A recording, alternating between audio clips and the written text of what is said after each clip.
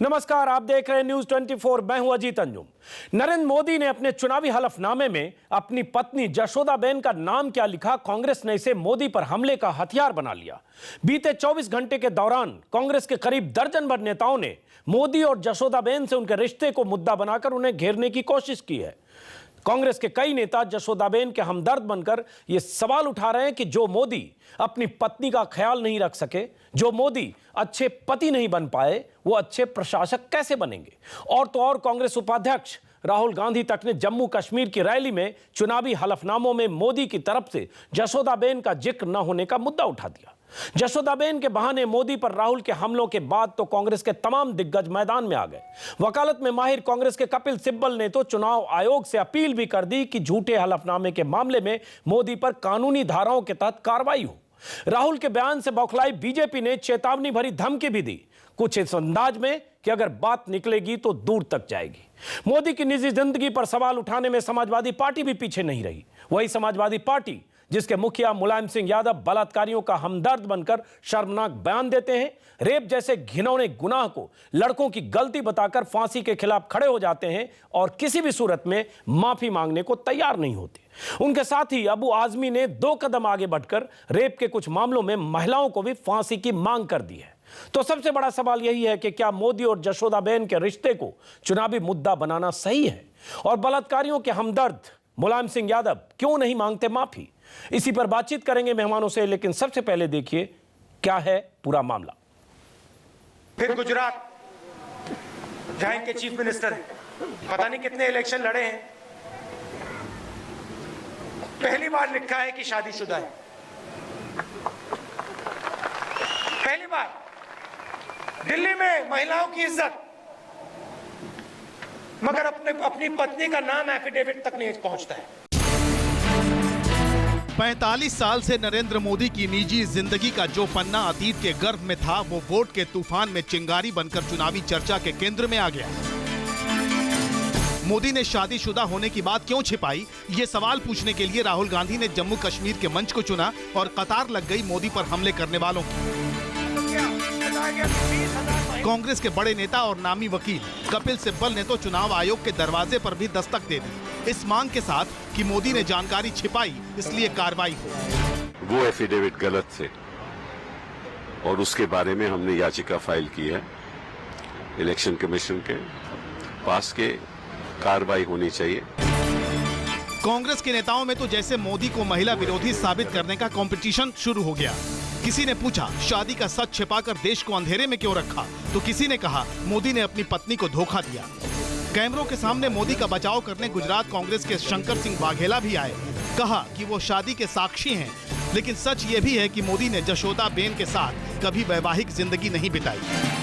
उनकी पत्नी होने पर किसी को आपत्ति नहीं हो सकती है कि कोई उनकी पत्नी है, लेकिन जनता को ये गलत बात बोलना और इलेक्शन की मीटिंग में जो अपनी पत्नी को सम्मान नहीं दे पाए, तो वो इस देश की महिलाओं को किस तरह से सम्मान देंगे। मैं इस बात का साक्षी हूँ कि टेक्निकली इनकी शादी हुई थी। शादी के बाद वो बिल्कुल अलग थे, अलग रहते थे, अलग जीते थे। नरेंद्र मोदी की निजी जिंदगी पर हो रहे इन हमलों से बीजेपी का सब्र जवाब दे गया। पार्टी के प्रवक्ता सामने आए, संस्कार और शिष्टाचार का पिटारा खोला और संकेत दे दिया कि निजी हमले करना बंद करें, वरना उनके पास भी दस्तावेजों की कमी नहीं है। नेहरू, इंदिरा गांधी, राजीव गांधी खानदान के बहुत से पारिवारिक विषय हैं, हम कभी नहीं उठाएंगे। राहुल गांधी जी, ये हमारे संस्कार हैं। आपके परिवार के बहुत विषय को, संवेदनशील विषय को हम जानते हैं। काफी चीजें दस्तावेजों में भी रखी हुई हैं, लेकिन हम कभी नहीं चर्चा करेंगे। बीजेपी कहती है कि मोदी संघ प्रचारक थे, लिहाजा बचपन में गृहस्थ जीवन को तिलांजलि दे दी। वडोदरा से लोकसभा का नामांकन करते वक्त जब पत्नी का जिक्र करना जरूरी हो गया, तो मोदी ने जशोदाबेन का नाम लिखा, लेकिन उनकी संपत्ति के ब्यौरे का कॉलम खाली छोड़ दिया। बस इसी के बाद हमले तेज हो गए। वो भी बोलने लगे जिनकी पार्टी के सुप्रीमो रेप जैसे जघन्य अपराधों पर शर्मनाक बयान देते हैं। 4 बार आपने विधानसभा का पर्चा भरा और अपनी बीवी के बारे में कुछ नहीं लिखा।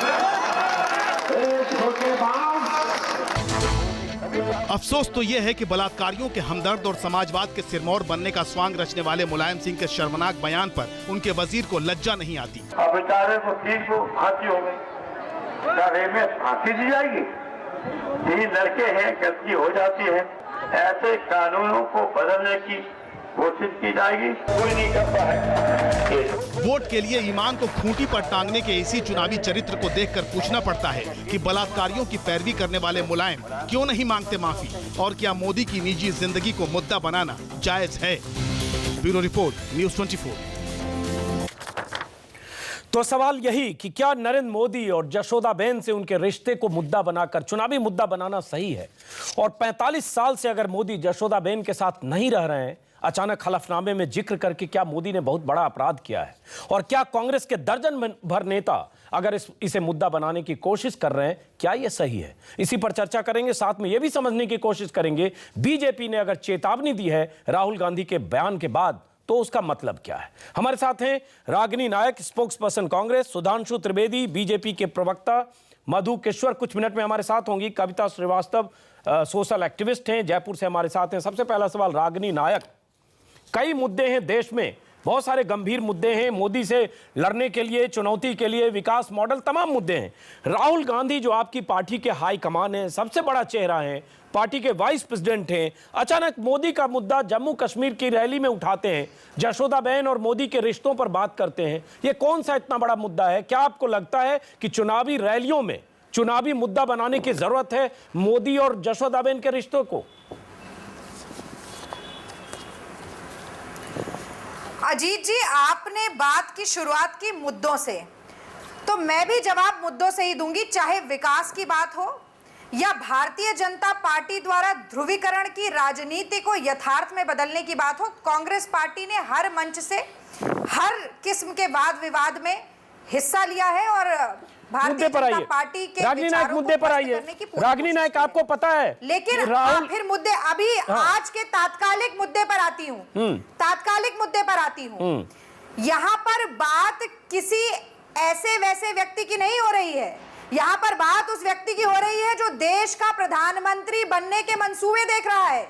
एक ऐसा व्यक्ति जो कि हर बार हर मंच से ये कहता रहा कि पारदर्शिता की बात हो, नैतिकता की बात हो, उत्तरदायित्व की बात हो, महिलाओं के अधिकारों की बात हो, भारतीय जनता पार्टी और नरेंद्र मोदी सबसे आगे है। मैं ये रागिनी नायक, मेरा सवाल ये है, रागिनी, मेरा सवाल ये है, रागिनी नायक, मापदंडों पर रागिनी नायक और भारतीय जनता पार्टी विफल है। रागिनी नायक, आप अचानक, आप सब लोग, आपको पता होगा रागिनी नायक, 2 घंटे के अंतराल में आज 2 बार प्रेस कॉन्फ्रेंस हुई। एक बार शकील अहमद, उन्होंने भी जो बात की उसमें भी जशोदाबेन मोदी के रिश्ते को, उसके बाद आनंद फानन में दूसरा प्रेस कॉन्फ्रेंस, कपिल सिब्बल का वरिष्ठ नेता है, चुनाव आयोग गए, मिलकर आए, फिर उन्होंने प्रेस कॉन्फ्रेंस, और हमारे पास 1 दर्जन कांग्रेस के नेताओं के बयान है। लगता है देश का सबसे बड़ा मुद्दा यह हो गया कि मोदी ने पिछले 4 चुनावों के हलफनामे में जशोदाबेन का जिक्र क्यों नहीं किया, और चुनाव के मौसम में आप इसे भुनाने के लिए, मोदी पर हमला करने के लिए जशोदाबेन के रिश्ते को मुद्दा बना रही है। रागिनी नायक,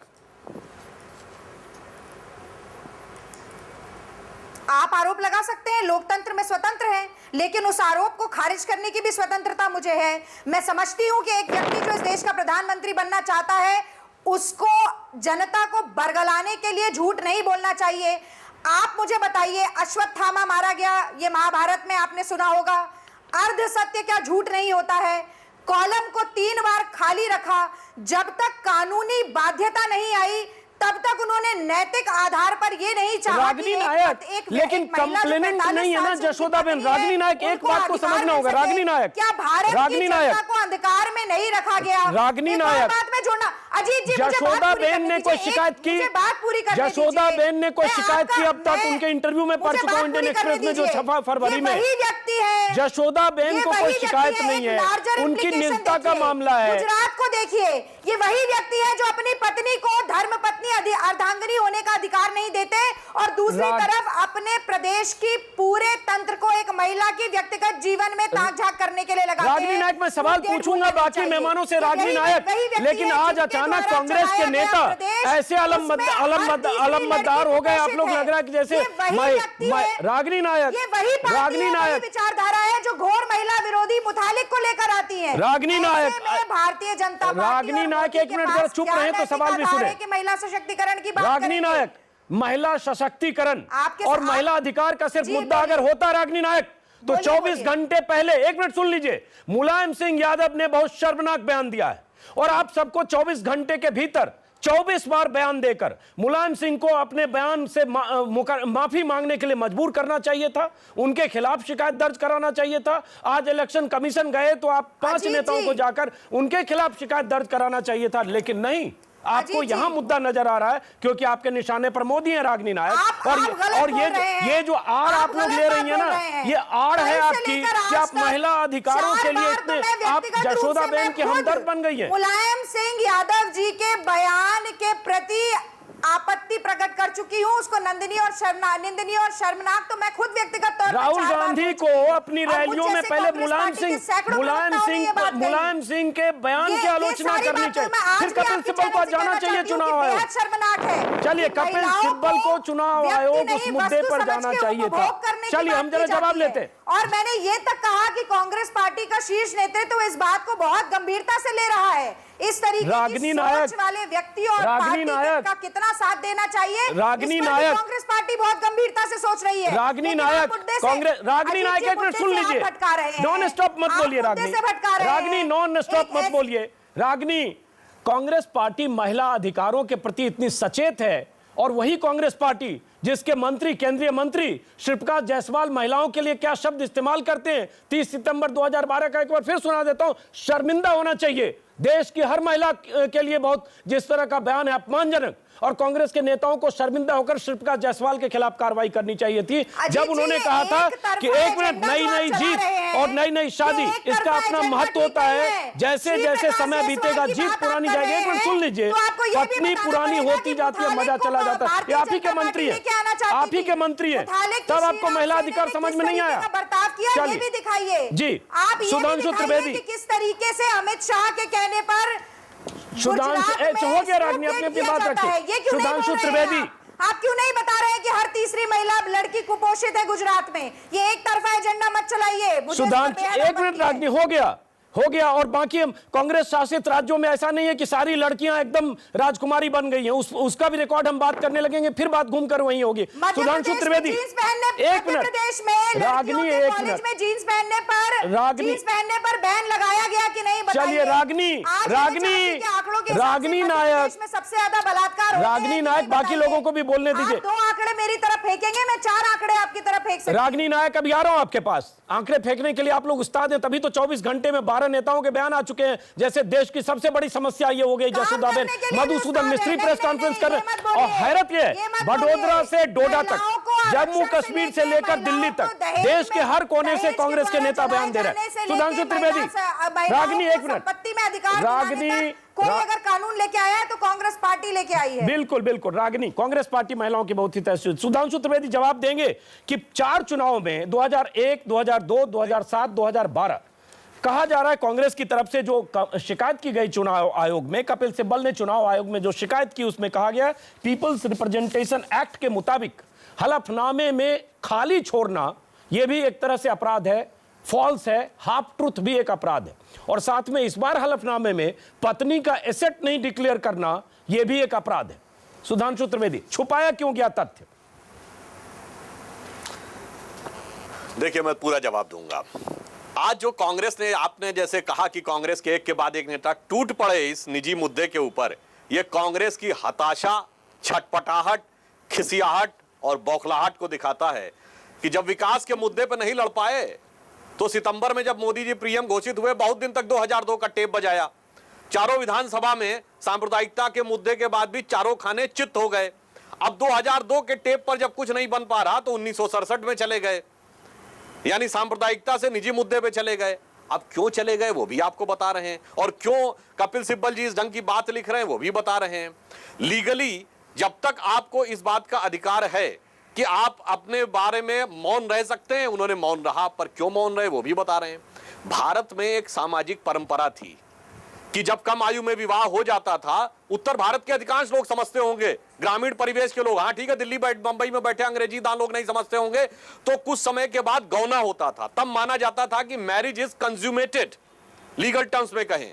चूंकि वो गौना हुआ नहीं, मैरिज कंज्यूमेट हुई नहीं, और भारतीय परंपरा का ज्ञान इन विदेशी प्रभाव वाले कांग्रेस को कहां होगा, जहां मैं पूरी विनम्रता से एक बात कह रहा हूं, पंडित जवाहरलाल नेहरू के बाद गांधी परिवार में किसी का परंपरागत विवाह हुआ ही नहीं, तो इनको परंपरा की क्या समझ होगी। इसलिए वो लीगल पॉइंट पे जाके कपिल सिब्बल सिपाही सलार बन के जाके खड़े होकर वहां लेकिन सुधांशु त्रिवेदी गांधी ने क्यों उठाया, मुझे अपनी पूरी बात करने दे। राहुल गांधी जी ने अपना मुद्दा क्यों उठाया, अब मुझे एक बात और कहने दे, एक मिनट मुझे अपनी पूरी बात करने दे। जब आप बोल रही थी मैं कोई हस्तक्षेप नहीं कर रहा था, मुझे अपना वाक्य पूरा करने दे। मत करिए, प्रमाणहीन देखिए मुझे अपनी बात पूरी करने दे। परंपरागत विवाह गांधी परिवार में किसी का नहीं हुआ, ये आप कैसे जानते हैं? आपके पास क्या प्रमाण है इस बात का? आप इस मोदी जी ने तो स्वयं कबूला है। अरे भाई ये तो कोई इसलिए हम सवाल पूछ रहे हैं, आपके पास क्या प्रमाण है कि गांधी नेहरू अरे मैं उसी सामाजिक परंपरा की बात कर रहा हूँ ना। ये इस तरीके की ओछी बात आप देखिए, कानूनी विवाह और सामाजिक परंपरा के अनुसार विवाह दो अलग अलग चीज है। मैं बिल्कुल गलत नहीं कह रहा हूँ। नीचे गिर रहे हैं। कानूनी विवाह और सामाजिक परंपरा के अनुसार विवाह दो अलग अलग चीज है। हम डिटेल्स में नहीं जा रहे हैं कि जब इंदिरा जी का विवाह हुआ तो नेहरू जी कितने परेशान थे, किताबों में लिखा था, महात्मा गांधी ने हस्तक्षेप किया, उन चीजों में नहीं, लेकिन मुझे लगता है सुधांशु त्रिवेदी ये कहना, ये देखिए इस बहस को इस दिशा में ले जाएंगे तब तो बहुत गलत होगा सुधांशु त्रिवेदी, मुझे लगता है। मैं जो बात कह रहा हूँ, आप मुद्दे से भटका रहे हैं। मैं कह रहा हूँ, मैं उस विषय पर नहीं ले जाना चाह रहा हूँ। जब रागिनी जी उस विषय की ओर ज्यादा डिटेल में जाएंगी तो बहुत सारे डिटेल्स आएंगे। चलिए सुधांशु त्रिवेदी, लेकिन सवाल ये सुधांशु त्रिवेदी क्यों बोला, सुधांशु त्रिवेदी आज ये इसलिए बोला है। एक मिनट मुझे पूरी बात करने दे, मैं जो वाक्य कहना चाहता हूं मुझे पूरा करने दे। राहुल गांधी ने इसलिए बोला है कि संजय बारू की किताब आने वाली थी जिसमें उन्होंने ये बात लिखी थी कि मनमोहन सिंह के प्रधानमंत्री कार्यालय में फाइलें क्लियर होने के लिए मैडम के पास जाती थी। यह तथ्य सामने आता तो आज मीडिया में हम आप इस पे बहस कर रहे होते। इसको प्रीएम्प्ट करने के लिए राहुल गांधी ने इस प्रकार के निरर्थक मुद्दे को उठाया है, यह हमारा सीधा आरोप है। सुधांशु त्रिवेदी प्रधानमंत्री के मीडिया सलाहकार रहे व्यक्ति के इस बयान का कि उन्होंने फाइलें नहीं साइन। सुधांशु त्रिवेदी, लेकिन आप बहस को दूसरी दिशा में ले जाना। सुधांशु त्रिवेदी ध्यान भटकाने, सुधांशु त्रिवेदी एक मिनट रागिनी, मंशा क्या थी? एक मिनट रागिनी, सुधांशु त्रिवेदी एक मिनट बताती हूँ, मुझे मौका दीजिए। सुधांशु त्रिवेदी एक मिनट रागिनी, सुधांशु त्रिवेदी जो रिप्रेजेंटेशन ऑफ पीपल एक्ट है उसमें 125A के मुताबिक penalty for filing false affidavit, इसी के तहत कंप्लेन की गई, शिकायत दर्ज की गई है कि आपने फॉल्स एफिडेविट दायर किया, हलफनामा दायर किया 4 चुनाव में मोदी ने, और उसके बाद शादीशुदा होते हुए भी उस कॉलम को खाली छोड़ा, और इस बार भी एसेट नहीं बताया पत्नी का और 4 चुनावों का। तो ये क्यों छुपाया गया, ये कांग्रेस पूछ रही है, और अगर छुपाया गया तो कानूनी तौर पर गलत है, ये कांग्रेस का इल्जाम है। अरे भाई बड़ी सामान्य सी बात है। जिस जमाने में सांसदों को अपने एसेट्स डिक्लेयर नहीं करने होते थे, जो नियम एनडीए के जमाने में आया, उससे पहले ये ऑप्शनल था, आप एसेट डिक्लेयर करिए ना डिक्लेयर करिए। जिसने ब्लैंक छोड़ दिया तो वो कानूनी रेट्रोस्पेक्ट से थोड़ी हो गया। जिस दिन से नियम लगता है उस दिन से प्रभाव होता है, यानी आगे की डेट से प्रभावी होता, भूतलक्षी प्रभाव से नहीं। और उन्होंने क्यों नहीं किया? मैंने कहा ना, जो मैरिज कंज्यूमेट हुई नहीं उस पे अकारण किसी व्यक्ति का नाम ले दें, इसलिए उन्होंने उसके बारे में नहीं किया। और आज भी तकनीकी दृष्टि पे है, चूंकि 47 साल से 7 नहीं रह रहे हैं, तो एसेट्स के बारे में जानकारी नहीं है। चलिए जरा, परंतु बड़ी कांग्रेस को चिंता है कि साहब उनके व्यक्तिगत निजी जीवन के बारे में, अरे अपने एसेट्स नहीं बता पा रहे, परिवार वालों ने कितने एसेट्स बना लिए। एक मिनट जरा बाकी मेहमानों को भी शामिल करता हूं। स्विट्जरलैंड के अखबार ने क्या लिखा है सोनिया जी के एसेट्स के बारे में, और उन्होंने 9 करोड़ का एसेट दिया है। नहीं रागिनी एक मिनट, नहीं आप ही दोनों बात करेंगे, बाकी लोगों को शामिल करना होगा। रागिनी आपके पास आऊंगा। जरा कविता श्रीवास्तव जयपुर से, कविता श्रीवास्तव, इसको जरा मानवीय एंगल से देखें। एक महिला जिसकी शादी हुई, 2-3 साल के दौरान कुछ दिनों तक साथ रही, उसके बाद उन्हें कोई शिकायत नहीं है, 45-47 साल से अपनी दुनिया में जीती रही, नौकरी किया, रिटायर हो गई, और उसके बाद अचानक ये मुद्दा तूल पकड़ा। आप इसे कैसे देखती हैं? क्या ये मुद्दा बनने लायक है? क्या ये अपराध है किसी भी ढंग से? किस नजरिए से देखती हैं कविता, राजनीति से अलग?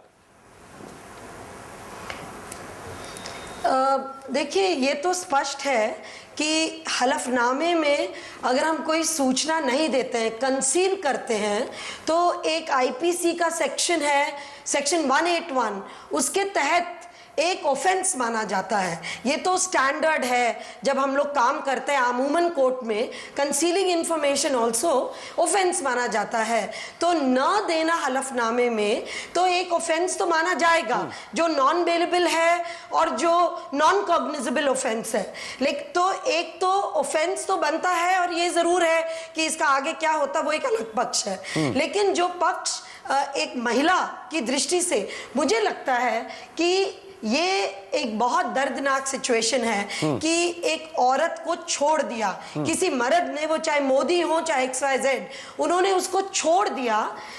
छोड़ देना किसी औरत को भी क्रूएल्टी माना जाता है। ये क्रूएल्टी के डेफिनेशन में आता है और इसकी आईपीसी की भी धारा है। और इसके अलावा मुझे लगता है जो सबसे बड़ा पहलू है कि औरत को मेंटेन भी नहीं करना, परिवार को मेंटेन नहीं करना। लेकिन कविता, वो औरत शिकायत की कविता श्रीवास्तव, अगर वो महिला कंप्लेंट नहीं है, अगर उन्हें कोई शिकायत नहीं है, तो ये बीच में क्यों हंगामा मचा है? इसको राजनीतिक मुद्दा क्यों बना रहे हैं? मैं उसी पे आ रही हूँ। Can I just finish? मैं उसी पे आ रही हूँ। तो मैं जो कहना चाह रही हूँ कि ये ऑफेंस तो है। अब महिला ने कंप्लेन नहीं किया क्योंकि आमूमन भारतीय औरत इसको अपनी नियत मान लेती है और वो पति की प्रतीक्षा जीवन भर करती है। वो इंतजार करती है कि कब उसको वो सम्मान देगा, मान देगा। और ये जशोदा बहन भी अभी तक इंतजार कर रही है, जो हम लोगों ने अखबारों में पढ़ा। नहीं, लेकिन जशोदा बहन ने कोई शिकायत नहीं की, लेकिन वो इंतजार कर रही है। उनको कोई शिकायत नहीं है मोदी से। उनका पूरा इंटरव्यू मेरे सामने है। इसको राजनीतिक कविता, एक मिनट जी, उन्होंने कोई शिकायत Can I just finish? One last line, please. उन्होंने कोई शिकायत मुखर नहीं की होगी, लेकिन वो इंतजार करी। मैं जो पॉइंट कहना चाह रही हूँ, मैं प्लीज हियर मी, कि ये जो आरएसएस के लोग होते हैं, उनका एक मुखौटा, एक पाखंड परिवार को लेके होता है। और ये हलफनामे से राजनीति जो भी हो रही हो वो एक अलग है। जो हमारे लिए इंपॉर्टेंट है वो ये कि वो पाखंड टूटा, वो एक उनको स्वीकारना पड़ा। अभी तक एक परिवार का जो पाखंड आरएसएस में रहता है ना, वो एक तरीके से टूटा इससे। और अब उनको जवाबदेह होना पड़ रहा है। पुरुषों को जवाबदेह, उनके एक्शंस, उनके डोमेस्टिक एक्शंस के लिए जवाबदेह होना बहुत जरूरी है। कविता, आपने अपनी बात की। मधु किशोर आपके पास आ रहा हूं। सुधांशु त्रिवेदी कुछ कहना चाह रहे हैं। कविता, आपकी बात को होना है। कविता, आपकी बात आगे सुधांशु त्रिवेदी, कविता का आप जवाब देंगे जो कविता श्रीवास्तव ने कहा। मधु किशोर आ रहा हूं आपके पास। सुधांशु त्रिवेदी आपको जवाब देना चाह रहे हैं। जी, मैं ये कहना चाहूंगा कि किसी भी महिला के बारे में, एक तरफ नरेंद्र मोदी जी ने पारिवारिक जीवन का परित्याग किया, सार्वजनिक जीवन में वो आरएसएस के प्रचारक थे, उनकी कौन सी इनकम थी जिसकी आप मेंटेनेंस की बात कर रही? और दूसरी बात, मेंटेनेंस का एक मुद्दा उठाया कविता जी ने। अरे मैं तो पूछना चाहूंगा, कविता जी बैठी, रागनी जी बैठे हैं, सपा के रविदास मल्होत्रा बैठे हैं, शाहबानो केस में दिया था मेंटेनेंस, कोर्ट ने लाके नियम बदल दिया सुप्रीम कोर्ट में, सुप्रीम कोर्ट के नियम को संसद में लाके बदल दिया। ये आप लोगों के मन में महिलाओं के प्रति इच्छा थी? जवाब दीजिए। मेंटेनेंस की बात थी तो क्या आपका स्टैंड है आज उस मुद्दे के ऊपर? और यहाँ पर आपके मन में बड़ा दर्द उमड़ रहा है। इससे साफ दिखाई पड़ रहा है हाथी के खाने के दांत और दिखाने के दांत और।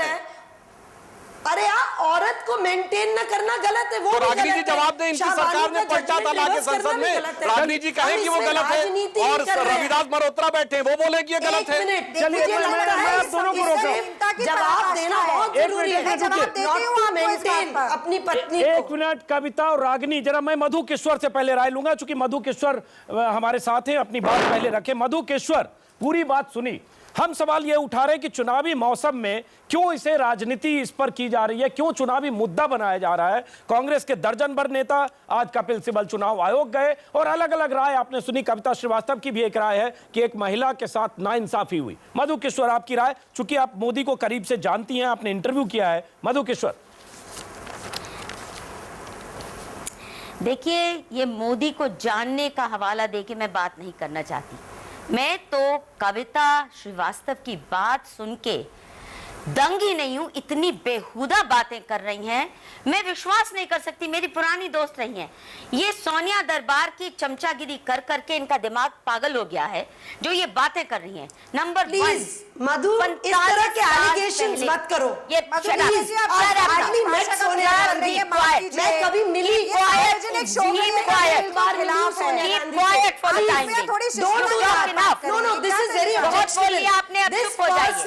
allegation will not work. Please take that back. I have done no chamchagiri of any Sonia Gandhi. I will not take it back because you have run amok too much. Please don't make those I allegations. will not take Please it back. that You back. have gone too far in your madness. Then how can you say? I will not take it back because आप बेहुदगी की हद अजीत जी, मुझे बात करनी है, ये क्या किस तरीके की भाषा सोनिया हो रहा है यहाँ पर? What is this Sonia Gandhi chamchagiri? एक मिनट कविता, मधु किशोर, कविता श्रीवास्तव, मधु किशोर, आप तीनों मेहमानों से मेरा आग्रह है। मधु किशोर, आपसे भी मेरा अनुरोध। एक minute Kavita, You can't say this. एक मिनट Sonia कविता, Gandhi की एक minute chamchagiri. Kavita, What is एक मिनट कविता श्रीवास्तव, गलत है और बहुत ही निराशा। कविता श्रीवास्तव, एक मिनट। मधु किशोर, मधु किशोर, सिर्फ एक आग्रह है। मधु किशोर, एक मिनट कविता श्रीवास्तव, एक मिनट कविता श्रीवास्तव, एक मिनट कविता, एक minute Kavita, And it's a serious debate. कविता, एक Don't मिनट, distract कविता, एक मिनट सुनिए तो, and दरबार and all Kavita that. Srivastava, Please. एक मिनट।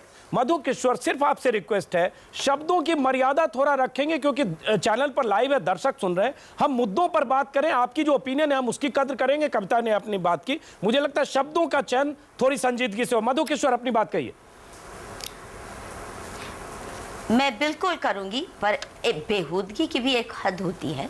और बेहूदगी इसलिए कह रही हूं, कोई भी व्यक्ति जिसको देश के कानूनों के बारे में मालूम है, एक ये बाल विवाह, दूसरा कॉन्जुमेट नहीं हुआ, कभी साथ नहीं रहे, 45 साल पहले दोनों अलग रास्ते में, और नरेंद्र मोदी ने सन्यास जैसा जीवन जिया, सन्यासी का जीवन जिया। ये तो महात्मा बुद्ध के भी मंदिर तुड़वाएंगी क्योंकि महात्मा बुद्ध भी छोड़ गए थे बीवी और बच्चे को। एक व्यक्ति 17 साल की उम्र में सन्यास लेता है, तब ये कोई कानून नहीं था मेंटेनेंस का, ना उसके पास कुछ पैसा, ना कोई संपत्ति, वो भी भिक्षा पे जी रहा है इतने साल। सीएम बनने से पहले तक नरेंद्र मोदी एक प्रचारक की तरह भिक्षा पे जिए, लोगों के घर में जाके खाना खाते थे, ना उनका कोई घर था, ना कोई संपत्ति थी। और ये औरत इतना कानून जानते हुए ये ऊल जलूल बेहुदा बातें करेगी। नहीं, मधु किशोर, सवाल कानूनी पेचीदगी का भी। मधु किशोर, मधु किशोर, देखिए मेरी बात, रिप्रेजेंटेशन ऑफ पीपल एक्ट का भी सवाल है। मधु किशोर, सूचना छुपाने का भी सवाल है, फॉल्स एफिडेविट का भी सवाल है कि आपने उसमें सूचना नहीं दी। उसका भी जवाब लीजिए। हाँ।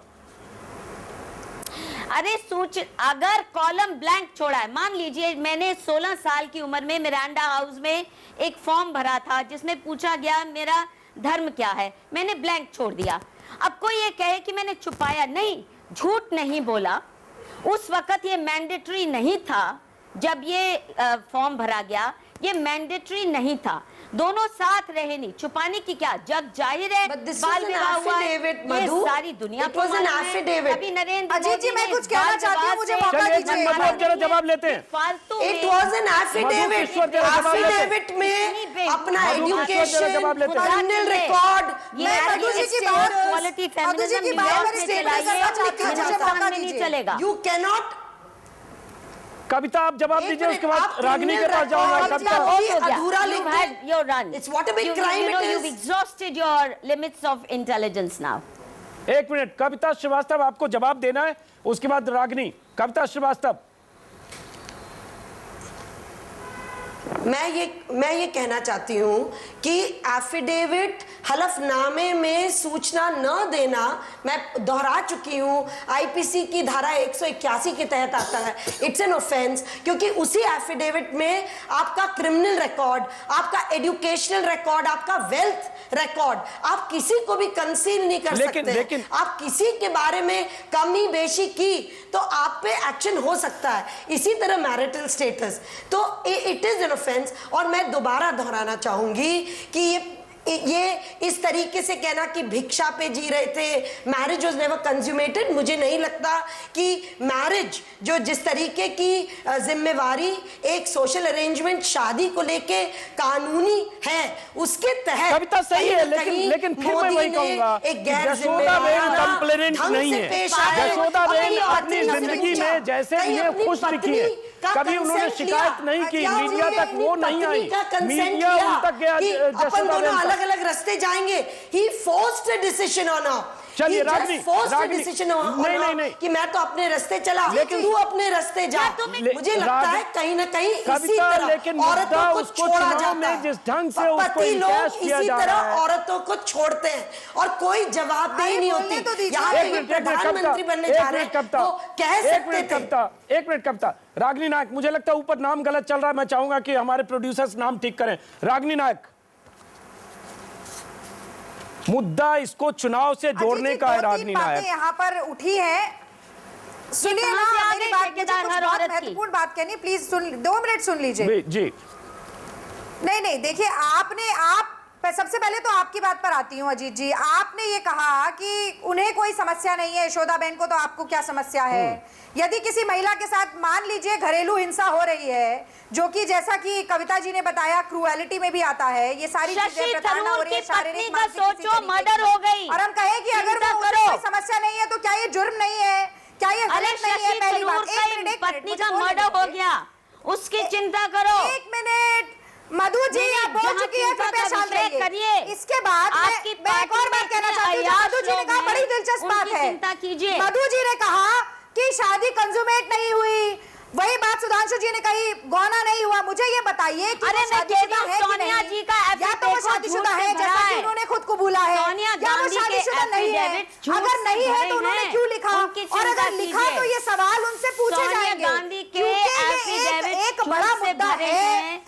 न सिर्फ जनता से ये बातें छुपाई गई हैं, बल्कि मैं समझती हूँ एक महिला जो कि जिसे 45 साल तक उसके अधिकार नहीं मिले, उसकी वेदना, उसकी पीड़ा के प्रति अगर उसका खुद का पति संवेदनहीन है, तो वो इस देश की जनता जो कि रागनी नायक, का प्रतीक, रागनी नायक जरा मुद्दे पर वापस लौटते हैं।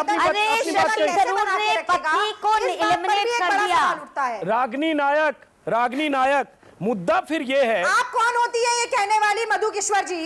क्या आप इस देश की जुडिशरी है? थरूर की पत्नी की चिंता करो, आप मर गई वो बेचारी, चाहे किसी के बारे में बोलती रहे, ऐसा ये नहीं हो सकता। माफ कीजिए, आप शशि थरूर की, सुनंदा की चिंता करो। सोच हो सकती है, आप आरोप लगा सकती है। चलिए मुझे लगता है 1 मिनट, सोनिया गांधी के रागनी और मधु किश्वर, मुझे लगता है इस बहस को व्यक्तिगत न ले जाएं, हम लोग व्यक्तिगत मैंने आपसे सवाल पूछे हैं, 1 मिनट रोक, मैंने सवाल पूछे हैं। चलिए रागनी 1 मिनट रुकते हैं, तो मुझे बताइए कि ऐसे ये सब दलीलें उसके आगे नहीं टिकती। चलिए रागनी नायक नहीं समझ पाएंगी, मुझे नरेंद्र मोदी जी को ये जवाब देने पड़ेंगे। चलिए रागनी नायक, लेकिन मुद्दा वो है जो मैं शुरू से पूछ रहा हूँ कि चुनाव में किसी सवाल का जवाब ही नहीं देना चाहते, किसी टेलीविजन चैनल पे आकर नहीं बोलना चाहते। रागनी नायक 1 मिनट देश के नाम संदेश देते हैं और गायब हो जाते हैं। रागनी नायक हो गया ना अपनी बात के। सुधांशु त्रिवेदी, मुद्दा यह है कि ये निजी जिंदगी को जिस ढंग से मुद्दा बनाया जा रहा है, बहुत सारे नेताओं के बयान की हमने चर्चा की, हालांकि इसमें शंकर सिंह बघेला जो कांग्रेस के नेता हैं, उन्होंने कहा है कि मुझे नहीं लगता कि निजी जिंदगी को इस तरह से मुद्दा बनाया जाना चाहिए। उन्होंने ये भी कहा कि मैं उनके पर्सनल लाइफ में नहीं जाना चाहता हूं, किसी भी राजनीतिक दल को उनके पर्सनल लाइफ में नहीं जाना चाहिए। जब पत्नी का नाम मेंशन नहीं किया होगा, उस समय इलेक्शन कमीशन का नियम नहीं होगा। अब जरूरत थी तो लिखा, क्योंकि सुप्रीम कोर्ट ने हाल में कहा कि कोई कॉलम नहीं छोड़ सकते। लेकिन सुधांशु त्रिवेदी, बात तो दोनों तरफ से हुई थी। मोदी ने भी किसी समय चुनाव में 50 करोड़ के गर्लफ्रेंड की बात की थी सुनंदा पुष्कर को लेकर। तो आपके पार्टी के जो सर्वप्रिय सबसे बड़े नेता हैं, उन्होंने भी बिलो द बेल्ट वार किया था, और आज वही हो रहा है। तो अगर कहें तो एक दूसरे की निजी जिंदगी पर कीचड़ उछालने में कोई पीछे नहीं है। सुधांशु त्रिवेदी,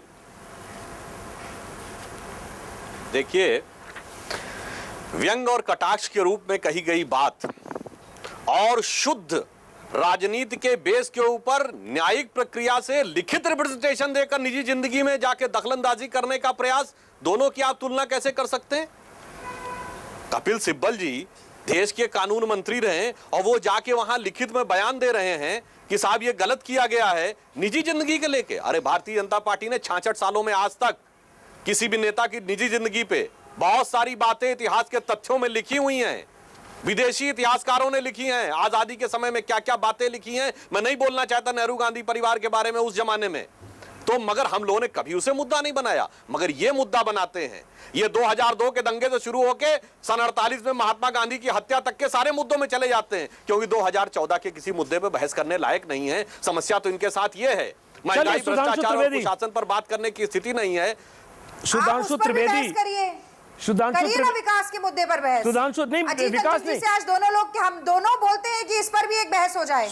नहीं, बहस उसी पर होनी चाहिए, लेकिन दुर्भाग्य है कि अगर एक दिन में रागिनी नायक कांग्रेस के 24 नेता अगर एक दिन में डोडा से लेकर मुंबई तक, दिल्ली से लेकर बिहार तक कांग्रेस के नेता अगर मोदी के निजी जिंदगी पर, जशोदाबेन से मोदी के रिश्ते पर बयान देंगे, राहुल गांधी से लेकर कपिल सिब्बल तक, शकील अनवर से लेकर दिग्विजय सिंह तक, तो उस पर बात होगी। लेकिन जरा रविदास मेहरोत्रा को भी शामिल करते हैं। मधु किशोर, थोड़ा सब्जेक्ट को बदलते हैं, क्योंकि ऐसा लग रहा है जैसे कांग्रेस के नेता जशोदाबेन के हमदर्द बन गए और महिला अधिकार की बात कर रहे हैं इस बहाने।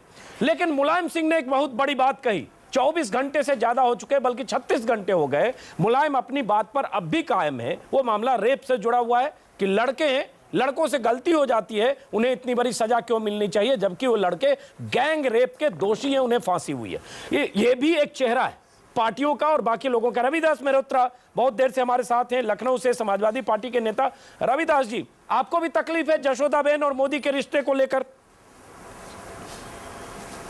आपके नेता आजम खान का भी बयान आया है। देखिए ऐसा है कि 46 साल पहले शादी हुई और 2 साल साथ में रहे, उसके बाद इस मुद्दे को विवाह हो गया है, हाँ। छुपाने का काम हुआ। हाँ। लेकिन नेता जो होता है, मुख्यमंत्री या प्रधानमंत्री, ये जनता के लिए एक आदर्श होता है और लोग उसको उदाहरण मानते हैं। 4 बार नामांकन किया गया और 4 बार उसको छुपाने का काम हुआ। उसको छुपाने की क्या आवश्यकता थी? नहीं, वो सब है, उस पर रविदास मल्होत्रा बात कर चुके हैं। रविदास मल्होत्रा बात कर चुके हैं। आपको तो अफसोस मुलायम सिंह के उस बयान पर होना चाहिए जो मुलायम सिंह ने दिया। अबू आजमी ने आज और कहा, अबू आजमी ने 4 कदम आगे बढ़ के कहा कि किसी तरह के रिश्ते में अगर स्त्री पुरुष का रिश्ता होता है शादी से पहले, तो महिलाओं को भी फांसी मिलनी चाहिए। लेकिन एक बड़ी खबर है, अभी दर्शकों को बता दें, कविता आपको भी बता दें, चूंकि इस पर भी हमें बात करनी होगी। खबर आई है कि यूपी में चुनाव प्रचार पर आजम खान और अमित शाह के चुनाव प्रचार पर यूपी में रोक लगा दी गई है। चुनाव आयोग ने दोनों के चुनाव प्रचार पर रोक लगाने का फैसला किया है। अमित शाह का बयान आप सब जानते हैं, बदला लेने जैसा बयान जो अमित शाह ने दी थी। शामली और बिजनौर में अमित शाह का बयान था, और आजम खान का चर्चित बयान जिसमें आजम खान ने लगातार, आजम खान आलोचना के शिकार भी रहे। सुधांशु त्रिवेदी, अमित शाह के लिए खबर है, अमित शाह अब चुनाव प्रचार नहीं करेंगे। आपके यूपी में जो यूपी के प्रभारी हैं, पार्टी के महासचिव हैं, मास्टर स्ट्रेटजिस्ट हैं, सुधांशु त्रिवेदी। देखिए, वैसे तो चुनाव आयोग ने जो भी निर्णय किया है, हम इस पे तत्काल कोई टिप्पणी नहीं करना चाहेंगे जब तक हम उस निर्णय को देख न लें। हाँ, इतना जरूर था कि जो कुछ अमित शाह जी ने कहा था उसमें दंगे शब्द का कहीं उल्लेख नहीं था। वोट देने और वोट के द्वारा प्रतिकार करने का उल्लेख था, यानी पूरी की पूरी लोकतांत्रिक प्रक्रिया की बात थी। दूसरी तरफ जहां आजम खान ने बोला था दंगे से लेके गैरत बेगैरत कौम और हर प्रकार की सरकार बनने के सरकार को बर्खास्त कर देंगे, बदला लेने की बात कही थी, और इसी वोट से सरकार बर्खास्त की बात भी कही थी। बदला, जोड़ तोड़, आप वोट के माध्यम से, अरे भाई, जिस ढंग की हरकतें कर रही है सरकार, बर्खास्त होने की बात क्यों नहीं होनी चाहिए? ये बताइए, कोर्ट तक ने, सुप्रीम कोर्ट तक ने ये बात मान ली है कि समाजवादी पार्टी की सरकार की लापरवाही की वजह से दंगे हुए, और उसके बाद केंद्र की कांग्रेस सरकार मौन है। क्यों नहीं कार्रवाई हो रही चाहिए समाजवादी पार्टी की सरकार के खिलाफ? क्या पूरे देश को इसी तरीके से दंगे नहीं, समाजवादी पार्टी, एक मिनट रागिनी, एक मिनट, अरे भाई रागिनी जी, यथार्थ परख होके बोलिए। सर्वोच्च न्यायालय ने क्या कहा है, किसने करवाया? सर्वोच्च न्यायालय ने कहा है समाजवादी पार्टी की लापरवाही से हुआ, और आपकी केंद्र में बैठी सरकार मौन नहीं है उसके ऊपर। दोनों मिल बांट के दोषी है। केंद्र में बैठी सरकार दंगों में मारे गए लोगों की सूची मजहब के आधार पर जारी करती है। उत्तर प्रदेश की सपा की सरकार केवल मुस्लिम समुदाय को मुआवजा देने की बात करती है। एक मिनट रागनी और सुधांशु त्रिवेदी, एक मिनट महाजन और सुब्रमण्यम स्वामी रागनी, एक मिनट नहीं रागनी, एक मिनट रागनी नायक, रागनी नायक, एक मिनट रागनी नायक, सुब्रमण्यम स्वामी कह अरे रहे थे रागनी कि नायक एक मिनट चुप रहिए वरना ऑडियो म्यूट करूंगा आपका। एक मिनट सुनिए रागनी, आप सुब्रमण्यम स्वामी रागनी नायक में जाएंगे, जवाब दीजिए मुझे। रागनी नायक एक मिनट। सुधांशु त्रिवेदी, सवाल यह उठता है कि अमित शाह ने जो कहा, जिसकी सीडी चुनाव आयोग ने देखी और सीडी देखने के बाद जिसमें उन्होंने कहा था जिन्होंने हमारे नौजवानों की हत्या की, क्या उनके साथ बैठने से हमारा सम्मान बढ़ेगा? यह बदले का वक्त है। और उसके बाद चुनाव आयोग ने अगर उनके प्रचार पर पाबंदी लगा दी है, इसका मतलब चुनाव आयोग ने उन आरोपों को सही पाया जिस पर हम चर्चा कर रहे हैं, और जो बदले की बात उन्होंने कही। सुधांशु त्रिवेदी, देखिए, जो उन्होंने बदले की बात कही, आगे का वाक्य था कि चुनाव में बदला लोकतांत्रिक व्यवस्था में वोट देकर लिया जाता है, तो वो विशुद्ध लोकतांत्रिक व्यवस्था की बात कर रहे थे। और चुनाव आयोग पर हम कोई टिप्पणी नहीं करना चाहेंगे, पर उत्तर प्रदेश सरकार पे जरूर करना चाहेंगे।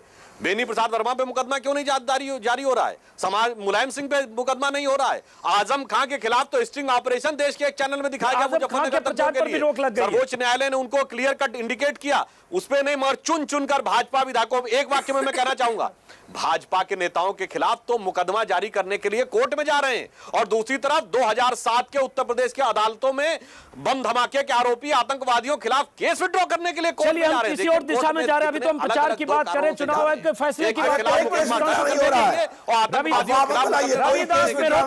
रविदास मेहरोत्रा, आपके आजम खान जिन्होंने कारगिल के शहीदों को भी मुसलमान बताया कि वहां कोई हिंदू नहीं था, मुसलमानों ने नारा तकबीर अल्लाह अकबर का नारा लगाकर कारगिल फतह किया। आजम खान के उस नारे की, उस बयान की तमाम तरह से निंदा हुई, लेकिन आजम खान भी अपने बयान पर कायम रहे, आपके नेताजी, लेकिन चुनाव आयोग ने पाबंदी लगा दी है आजम खान के बयान पर। रविदास मेहरोत्रा अभी भी कहेंगे कि आजम खान ने जो कहा सही कहा? के लिए तो नहीं बोल रहे थे, अभी भी कहेंगे कि आजम खान ने जो कहा सही कहा? रविदास मेहरोत्रा, नहीं, आजम खान ने जो कहा वो सही नहीं कहा था। हमने स्पष्ट रूप से कह रहे हैं कि कारगिल की लड़ाई में हिंदू और मुसलमान दोनों लोगों ने मिल करके लड़ाई लड़ने का काम किया था। दोनों लोग शहीद हुए थे, हिंदू और मुसलमान दोनों के प्रयास से। तो आजम खान ने अगर गलत कहा, तो आजम खान के खिलाफ चुनाव आयोग ने अगर कार्रवाई की, तो आजम खान को सबसे पहले मंत्री पद से आपकी सरकार से हटाया जाना चाहिए। अगर आजम खान शहीदों पर राजनीति कर रहे हैं, शहीदों को मुसलमान बनाकर हिंदू मुस्लिम में बांट रहे हैं लोगों को, तो आजम खान को बर्खास्त करना चाहिए आपकी सरकार से। आप पूरी बात सुन लीजिए हमारी।